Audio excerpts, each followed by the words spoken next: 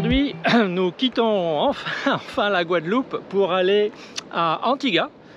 Ça va nous prendre 5-6 heures de navigation. On devrait avoir pas mal de vent, 15-17 nœuds de vent et 20-25 parfois en rafale.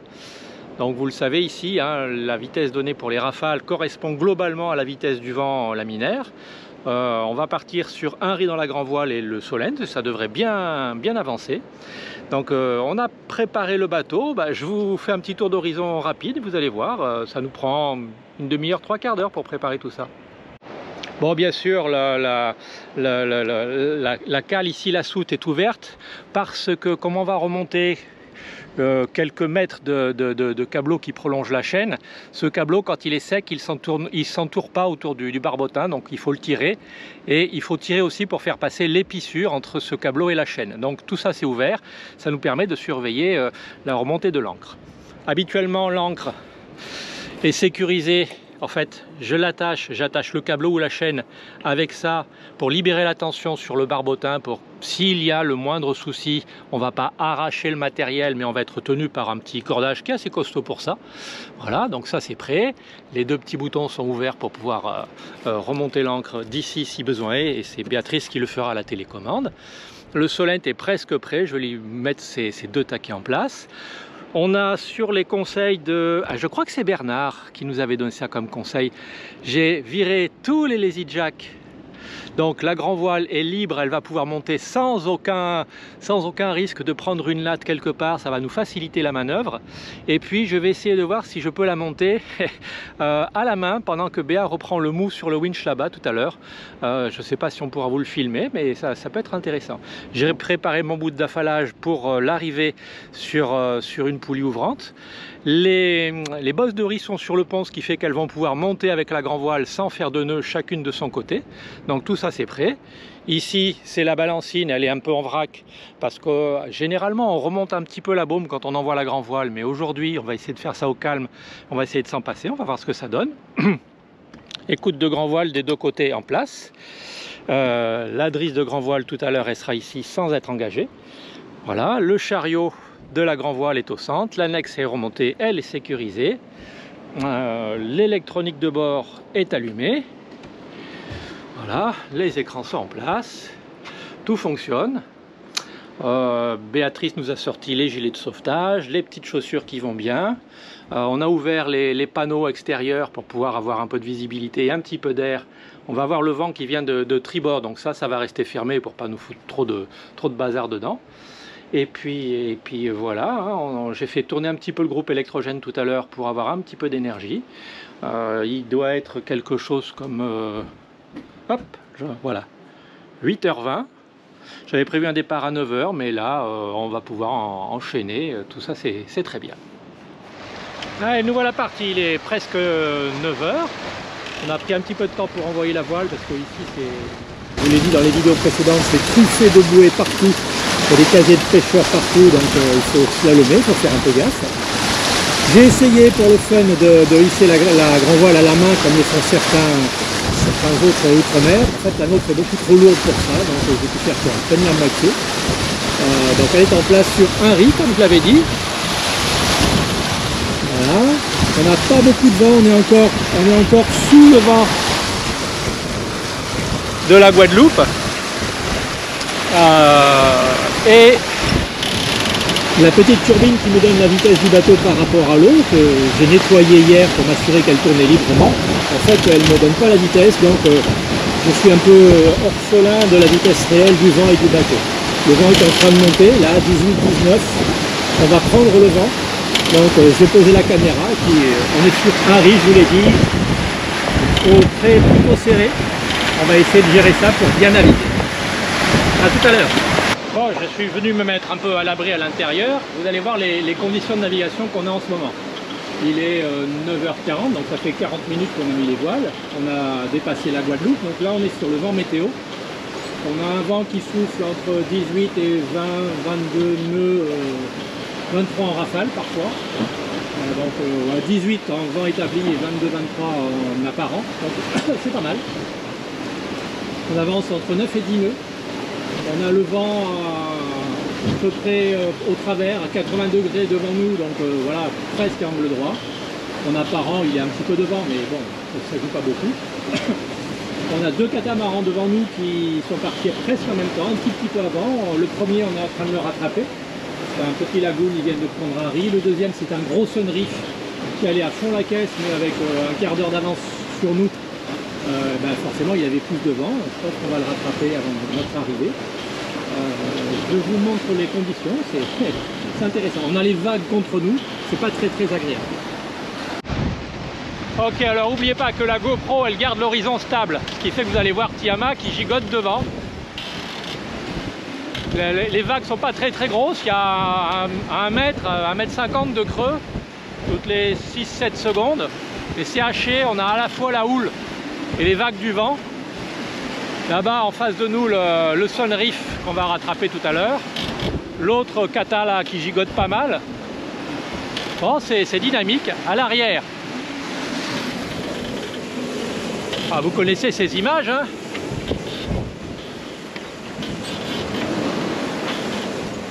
C'est pas le moment d'aller se baigner. J'avais prévu de mettre 2 lignes à l'eau pour pêcher, mais c'est trop galère. S'il y a un poisson remonté, s'approcher ça va être le bordel. Donc on va laisser tomber, on n'en a pas besoin. Voilà, c'est bien gigoté. Et côté au soleil, qu'est-ce que ça donne? Ben voilà, on est sur le Solent. Pas trop mal réglé par rapport au vent. Ça pourrait être un peu mieux, mais c'est pas trop mal. La grand voile est pas optimale, mais ça me va bien. On n'est pas en surpuissance comme ça avance pas mal. Voilà, de temps en temps, j'imagine qu'on doit sortir les traves. Voilà, hop là. Les traves tribord tout chargées, que soit Ti-Ama. Ça fait une navigation un peu engagée. C'est pas souvent qu'on a navigué dans ces conditions. Vent de travers, ça a été très rare en fait depuis qu'on est parti de la Grande Motte. Et vent de travers à 20 nœuds, encore plus rare.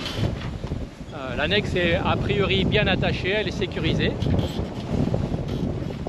Voilà, il est bientôt 10 h, on devrait arriver un peu avant 14 h. Allez, nous voilà arrivés à Antigua. Maintenant il va falloir trouver de la place au mouillage. Alors vitesse limitée dans la zone à 5 nœuds. On va laisser les bouées rouges à tribord, hein, on est en zone américaine. Et le mouillage est partout là-bas, donc on va essayer de trouver une place. On a un Moorea, un Outremer 51 là-bas. Je vais voir si on peut se mettre quelque part par là, je ne sais pas encore. Bon voilà, ça y est, on vient de mouiller à Antigua, au fond de la baie. Enfin au fond, à l'entrée, à gauche de la baie. On a essayé un peu plus près, là où sont les autres bateaux.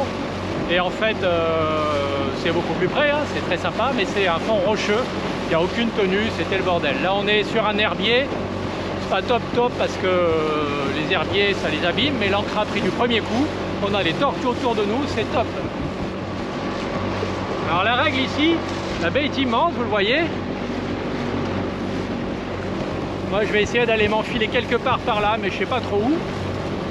La règle ici, c'est 5 nœuds maximum. Là, j'y suis à peu près. Si on dépasse 5 nœuds et qu'on se fait gauler, et les dénonciations sont acceptées ici, c'est 1000 $ américains d'amende. Donc on essaye de faire gaffe. Il y en a beaucoup qui vont plus vite, mais moi je vais essayer de respecter. Alors, ce qui est particulier à Antigua, c'est que l'île s'est spécialisée dans la plaisance de très haute gamme. Donc on a des énormes yachts un peu partout ici. De l'autre côté dans la baie, là où je vais essayer d'aller faire les formalités, il y a le départ d'ici une semaine du Tour du Monde de chez Oyster. Ce sont des magnifiques monocoques de très haute gamme. Voilà, le Marin est la plus grande marina des Antilles, mais ici, Antigua, c'est la plus luxueuse en fait. Bon, me voilà à terre, en direction de la petite baie d'à côté. Là où sont les autorités portuaires, les douanes, l'immigration, pour pouvoir obtenir le droit d'entrée dans le pays, donc l'immigration, mais d'abord les douanes, pour que eux sachent quel est le bateau qui est arrivé et qu'ils ne me l'emportent pas, donc j'obtienne, comme partout, hein, un droit d'importation temporaire pour quelques... ça doit être 60 jours, je crois. et puis les autorités portuaires, parce que ici c'est à la fois un parc national protégé et un parc historique, puisque là où je me dirige, Nelson Harbor, c'est là où l'amiral Nelson avait implanté sa flotte quand il dominait les Antilles, à la glorieuse époque de la marine britannique. Et donc tout ça étant des parcs, il y a des taxes à payer. Il y a un permis de naviguer aussi à payer. Bref, Antigua est réputée pour être assez chère, même onéreuse. On va bien voir. Bon, tant que je me balade, je peux vous parler. On a donc fait une belle navigation aujourd'hui. 18-20 nœuds de vent établis à peu près en permanence. Des rafales à 22, 25 parfois, mais 25 une fois seulement. Donc un vent bien établi, une houle croisée nord et sud-est un peu pénible, 2 mètres d'amplitude, c'était un peu haché, c'était pas très confortable, ce qui fait que j'ai pas mis les cannes à pêche à l'eau d'ailleurs, hein. Ça aurait été trop sportif de remonter un poisson dans ces conditions. Globalement, quel que soit l'angle au vent, la plupart du temps on était à 90 degrés du vent météo et 60 degrés, on n'a pas 30 degrés d'écart lié à la vitesse de Tiama. Globalement, Tiama avançait entre 9 et 10 nœuds. Étrangement, quelle que soit la force du vent, entre 18 et 22 nœuds, Tiama il était calé sur 10. Et quel que soit l'angle, entre 90 degrés du vent réel, même 100 degrés du vent réel, jusqu'à 70, ce qui me mettait au préserré, même vitesse. Donc j'en déduis, c'est un peu hasardeux, les marins qui connaissent, vous pourrez me corriger, n'hésitez pas dans les commentaires. Je suis carrément sur ce que j'appellerais une vitesse de carène, c'est-à-dire la fabrication de Tiama et l'énorme chargement qu'on lui a mis, plus le pas toujours top réglage des voiles, fait que ben voilà, à 9 et 10 nœuds, c'est sa vitesse de croisière dans ces conditions, et ben c'était parfait. Voilà, c'était parfait. Allez, je vais essayer de rentrer maintenant et voir ce que je peux faire, parce que l'entrée est payante, mais moi je vais faire des formalités. Voilà, les formalités sont faites. En fait, c'est assez rapide quand on le prépare sur internet au préalable. Il y a les formalités à faire aux douanes d'abord pour le bateau, l'immatriculation, tout ça. Ensuite à l'immigration, là où on fait tamponner le passeport et on obtient le cruising permit. Et ensuite aux droits et taxes, là où il faut payer. Donc ça m'a coûté 95 $ américains pour rentrer et rester à Antigua et être au mouillage là où nous sommes actuellement. Un peu cher, mais bon, ça a l'air vraiment sympa. Quand je vous disais que Antigua s'était spécialisé dans les marinas de très haute gamme, ici on a, c'est magnifique, on ne peut pas les voir bien mais il y en a plein, on a tout un tas de monocoques Oyster, il y en a des très grands, hein. On en a vu un à Dé l'autre jour, un 595, 60 pieds, c'est des bateaux à 4 ou 5 millions d'euros. Là ils partent en tour du monde, que des très beaux bateaux, c'est magnifique. Voilà, il est 15h30, je vais rentrer, boire un petit coup, et puis après, cet après-midi ou ce soir, on ira se taper une petite pizza, je pense, sur les quais, histoire de se remettre de cette journée, parce que la navigation était quand même un peu engagée. On est à 10 minutes d'ici, là il y a des petits déj, il y a du wifi, il y a plein de trucs, ça va être sympa d'y revenir. Je fais gaffe parce qu'il y a des voitures aussi. Allez, à plus.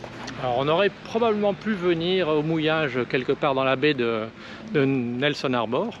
La marina à mon avis est pleine, mais là dans quelques jours tous les quais ici des Oysters, ils partent le 14, ils vont être vides, donc on aurait pu venir ici. Béatrice m'a demandé si on pouvait venir à la marina. Donc là on est sur les sites historiques.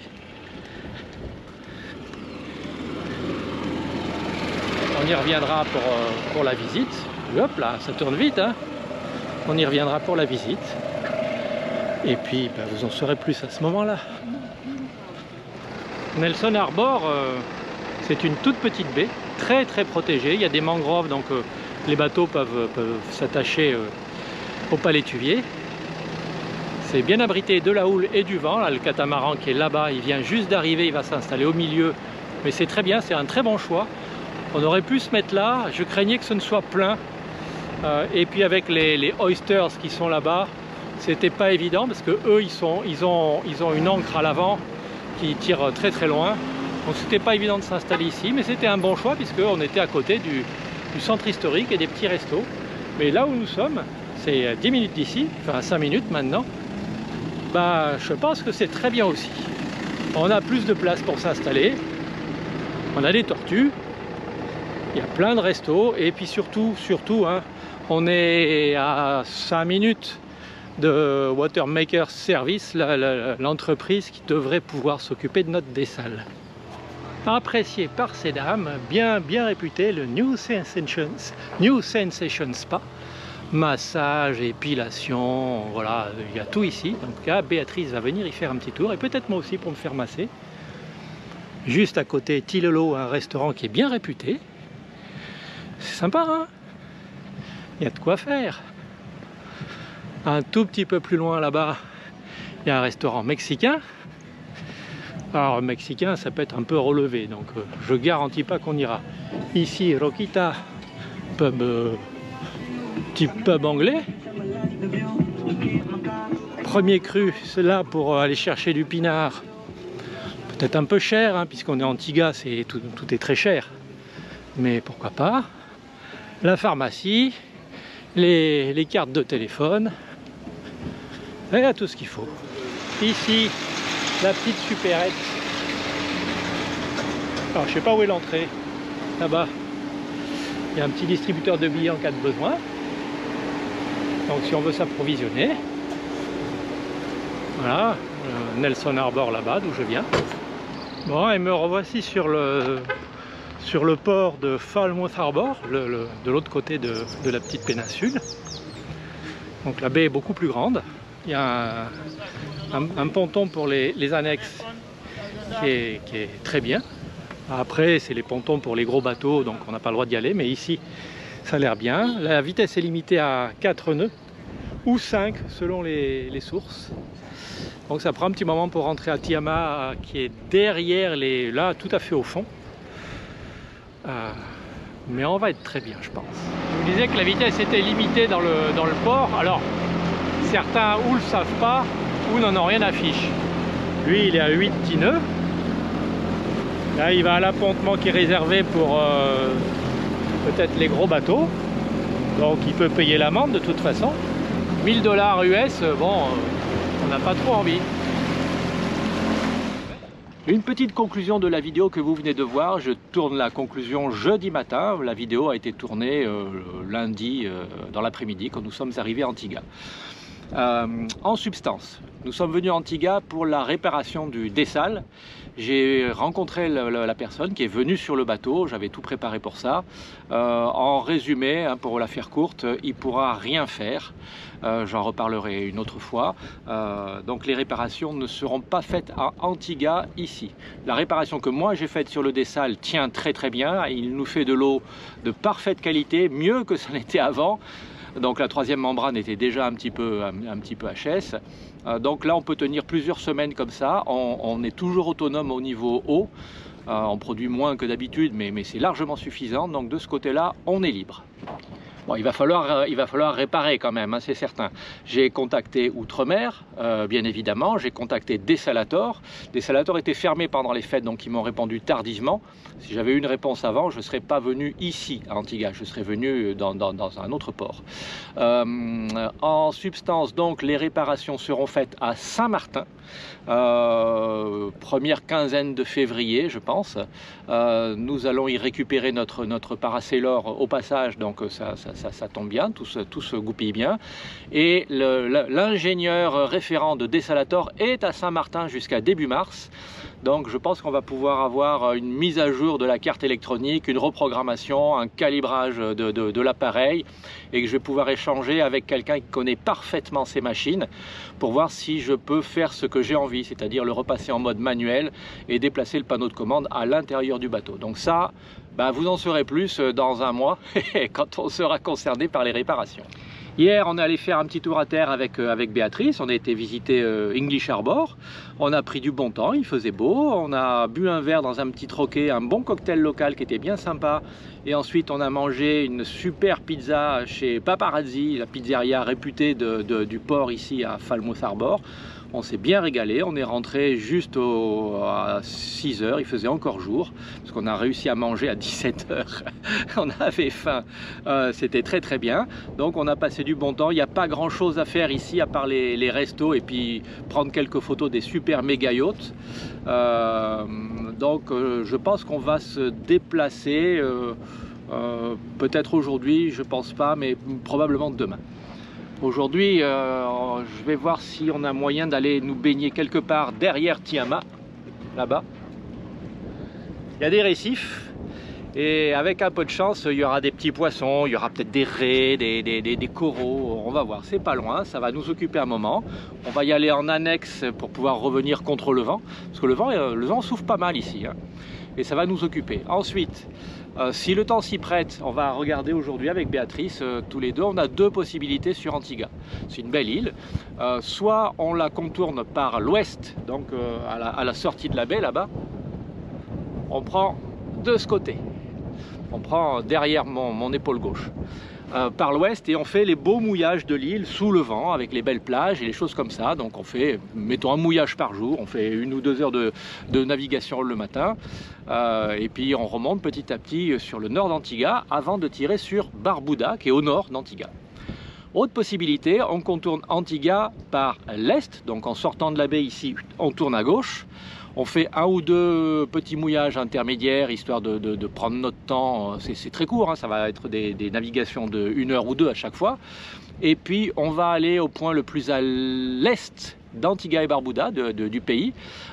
C'est un ensemble de récifs, il paraît que c'est très joli. Et là, il y a une école de kitesurf. Alors certains le savent, ou certains s'en souviennent, j'avais commencé à apprendre le kitesurf quand on était encore aux Canaries. Ça m'avait bien plu, je n'avais pas pu finir malheureusement pour différentes raisons de capacité de ma part et puis de temps et de météo. Avant de partir des Canaries, j'ai acheté tout le matériel, 2 voiles, la planche, le casque, le gilet, le harnais, enfin tout ce qui va bien. Mais il me manque un ou 2 points essentiels pour pouvoir naviguer confortablement. Donc il faut que je reprenne des leçons, pas forcément depuis zéro, mais que j'en reprenne. Donc ici il y a une école de kite qui est très réputée. Enfin, elles sont toutes très réputées. Il y a une école de kite qui est très réputée, qui coûte la peau des fesses. C'est en gros, c'est du 200 $ américains de l'heure. Et moi, il va me falloir encore quelques heures de leçons. Donc j'ai beaucoup hésité à reporter ça à Union comme je l'avais prévu initialement. Et quand on était à Union, l'école de kite était fermée parce que c'était pas la saison.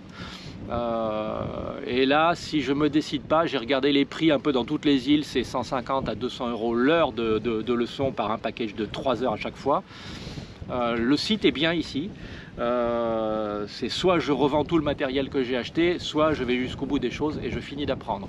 Si je finis d'apprendre ici, l'argent mis de côté, je vais pouvoir peut-être pratiquer sur les autres îles quand on va se balader, quand on est au mouillage ici, quand on sera plus au nord, quand on reviendra en Guadeloupe ou en Martinique. Donc je vais le prendre comme un investissement. C'est un peu plus cher qu'une heure de plongée sous-marine. Ouais, c'est un peu plus cher, mais bon, ça fait partie des choses qu'on peut faire. Ensuite, kitesurf ou pas, si on contourne Antigua par l'est pour aller voir des mouillages moins fréquentés mais plus spectaculaires, plus proches de l'océan en fait, juste protégés par la barrière de corail. Ensuite, on grimpe sur Barbuda, on va y passer 1, 2, 3 jours. Ça ne nécessite pas forcément d'y passer beaucoup de temps. C'est du repos, Barbuda, c'est baignade, snorkeling si on est dans un endroit sympa. Et puis après, c'est un petit peu galère pour aller faire les formalités de sortie. Donc là, à partir de Barbuda, 2 possibilités. Ouais, les projets, hein, quand on est en mer, ils sont variés. Soit on redescend faire la sortie du pays, Antigua et Barbuda. On redescend à l'ouest d'Antigua, à Joli Harbour, parce que c'est accueillant pour ça. On pourra se réapprovisionner, ce qui n'est pas une mince affaire. Et les formalités de sortie sont plus faciles à faire à Joli Harbour, à l'ouest d'Antigua, que de les faire à Barbuda, qui est peu équipé pour ça. Il y a un douanier en tout et pour tout dans l'île. Et à partir de là, encore une fois, deux possibilités. Soit on tire sur l'ouest, on va faire Saint-Kitts et Nevis, et on remonte, on fait Saint-Eustache, Saba et ensuite Saint-Martin. Ou bien on fait juste Saint-Kitts ou Nevis, puis Saba ou Saint-Martin, ou bien on remonte direct sur Saint-Martin. Ça va dépendre de l'envie du moment, des choses à faire, des visites, de l'état de santé, enfin de l'état de fatigue des uns et des autres. On a pas mal de possibilités. On a en gros 3 semaines pour monter jusqu'à Saint-Martin, normalement côté français, mais on ira aussi côté néerlandais. Et après, c'est une autre histoire. On verra bien.